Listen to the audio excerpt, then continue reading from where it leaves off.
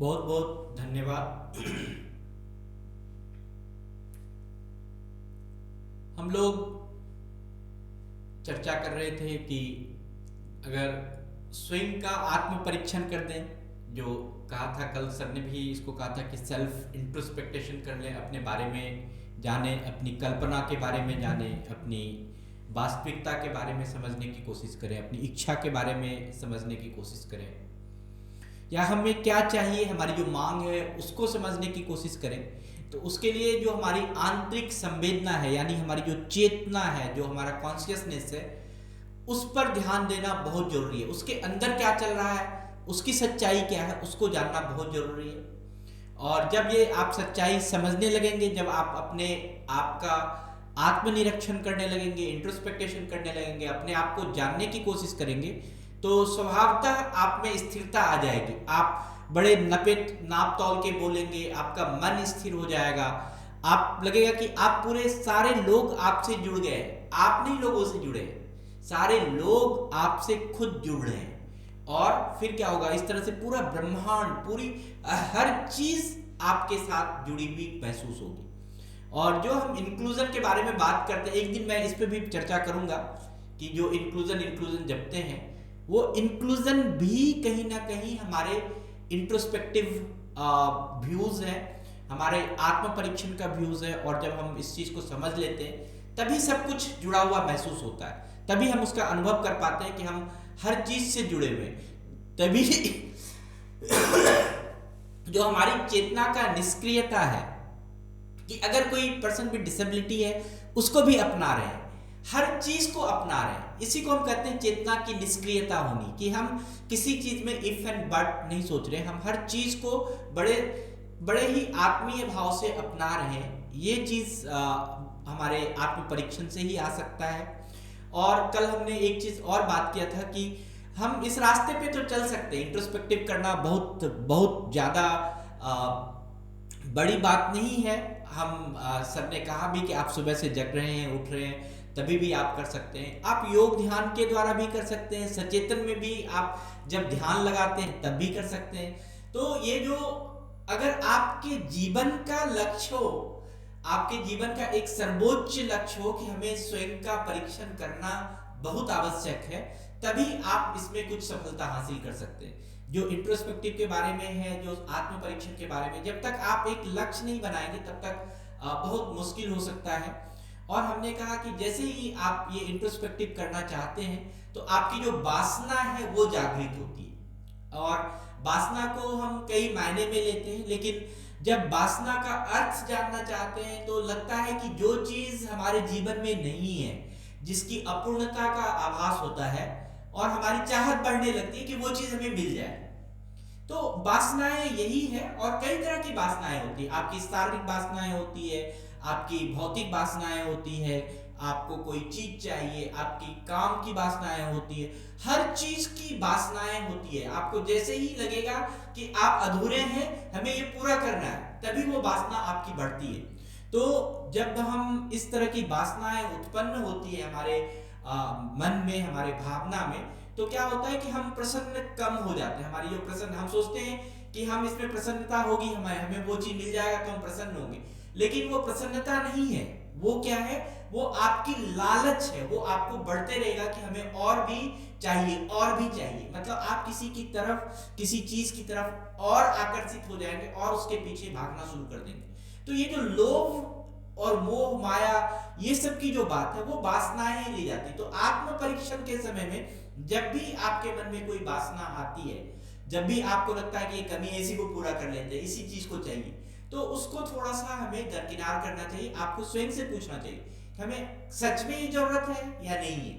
जब मैं ये जो प्रकरण सुना रहा हूं आपको, ये भगवान श्री वशिष्ठ जी, जो भगवान श्री रामचंद्र के गुरु हैं, वो कह रहे थे कि अगर हम इस तरह के वासनाओं में के भंवर में पड़ने लगे, श्री वशिष्ठ जी श्री राम भगवान को बताए, तो क्या होगा कि हम कई जन्मों तक लग जाए, हमारा कई बार हम मृत्यु हो जाए, फिर कई बार हमारा जन्म हो जाए, तब भी हम अपने वासना को पूरा नहीं कर पाएंगे। मतलब जितनी बार जन्म लेंगे हमें उस चीज के लिए उसी के पीछे भागना पड़ेगा, वही चीज पूरा करना है, वही चीज पूरा करना है। तो हमारा जो एक जीवन है ये बवंडर में फंस जाएगा कि हम चक्कर काटते रहेंगे और हम अपने जीवन का लक्ष्य नहीं प्राप्त कर पाए।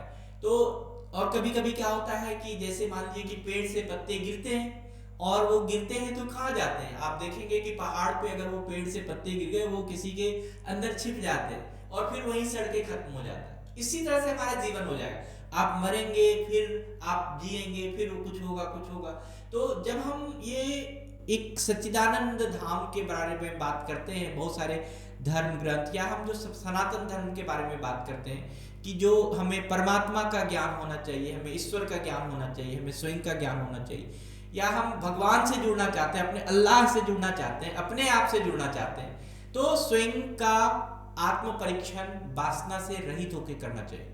आपको कभी भी किसी के पीछे नहीं, आपको क्या चाहिए उसका अनुभव बहुत जरूरी है। आप जितने भी धार्मिक ग्रंथ हैं, जितने भी उसमें लें, उसमें बहुत सारे धार्मिक ग्रंथों में है कि हम कई 100 साल तक, कई वर्षों तक जन्म लेते हैं फिर मरते हैं, कई कल्प, कई बार हमें जन्म लेना होता है इस पृथ्वी पर, कई बार फिर हम मरते हैं। तो हर धर्म, हर हर हर व्याख्या में, अगर आपकी अपनी अभिलाषा में, आपकी अपनी एक चेष्टा में, आपके अपने संकल्प में अगर ये चीज हो कि हम अगर सही काम करें तो हमें हर बार जन्म नहीं लेना पड़ेगा। हमारे मोक्ष जिसको कहते हैं कि हमें हर बार हमें एक बार खुशी मिल जाए, वो हमें एक बार आनंद हो जाए, हमें बार बार इस जीवन में आने के से छुटकारा मिल जाए, तो वो चीज़ की भी बात है। लेकिन मैं ये थोड़ी सी ये बड़ी गहराई की बात है, मैं आने वाले समय में इसके बारे में बात करूंगा। लेकिन अगर आप शुभ परायण होके बात करें तो बहुत ही आपका जीवन बन सकता है। मैं इसको और एक तरह से आपको बताना चाहूंगा। आप वैज्ञानिक रूप से भी देखे होंगे कि बहुत सारे जीव जो है वो विलुप्त हो चुके हैं। आखिर वो विलुप्त होके गए कहाँ?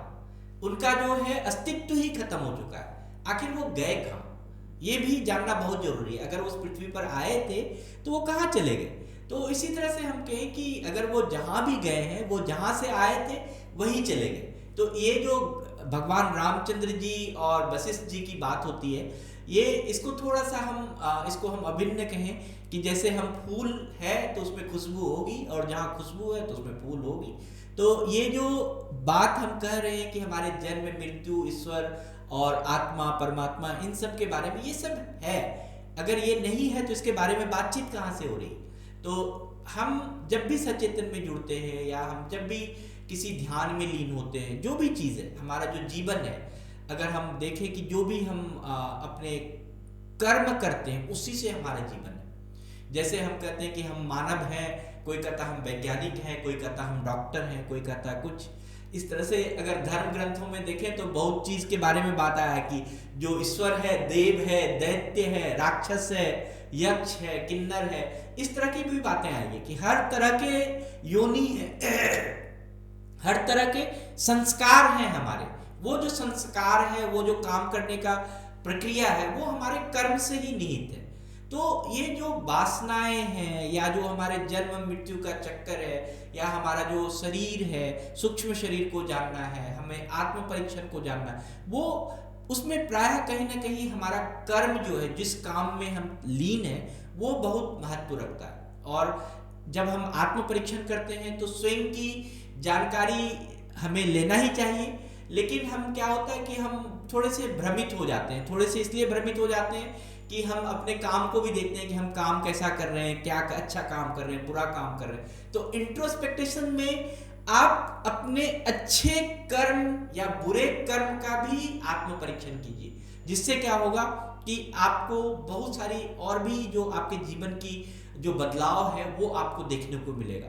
अगर आप इंट्रोस्पेक्टेशन कर रहे हैं तो आपको अपने जीवन के जो चर्या है, जो दिन रात जो आप सुबह से शाम तक उठते हैं, उसमें स्पष्टता आ जाएगी, वो स्पष्ट हो जाएगा, आपको साफ सुथरा दिखना शुरू करेगा कि हम क्या करेंगे, आपकी शुद्धि चेतना आ जाएगी। जैसे मैं कल के एक क्लास के बारे में बात करूं कि बहुत सारे बच्चे, किसी कोई कह रहा मेरा नेट नहीं चल रहा, कोई कह रहा मुझे कुछ हो रहा है, मुझे कुछ हो रहा है, मुझे कुछ हो रहा है।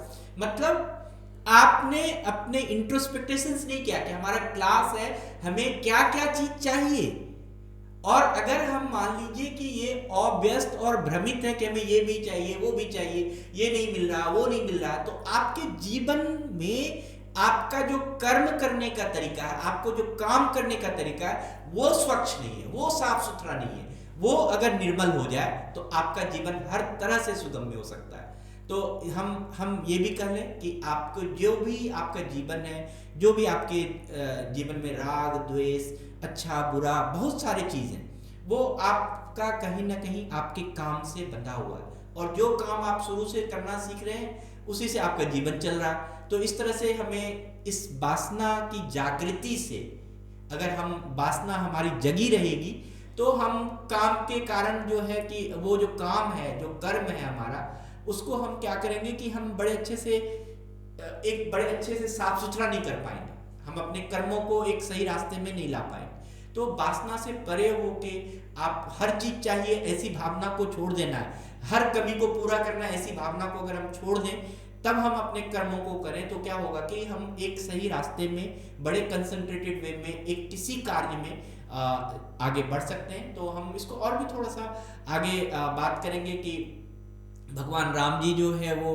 अपने गुरु जी से भी प्रश्न पूछते हैं। ये तो मैं तो कह रहा था कि बार बार भगवान गुरु वशिष्ठ ही रामचंद्र जी को बता रहे हैं, लेकिन भगवान रामचंद्र जी जो है वो अपने गुरु से भी पूछते हैं कि ये जो वासना है, इसके कारण हम इस जीवन में जो इतने सारे कष्ट को भोगते हैं, तो क्या ये सच में ये कष्ट हम अपने आप से भोगते हैं, या हमारे ईश्वर के द्वारा, या और कोई ऐसी शक्ति है जिसके कारण हम भोगते हैं? इस कष्ट का कारण क्या है? तो हम लोग इसके बारे में भी बातचीत करेंगे, और भी बातचीत होगी। तो आज के लिए बस इतना ही। बहुत बहुत धन्यवाद।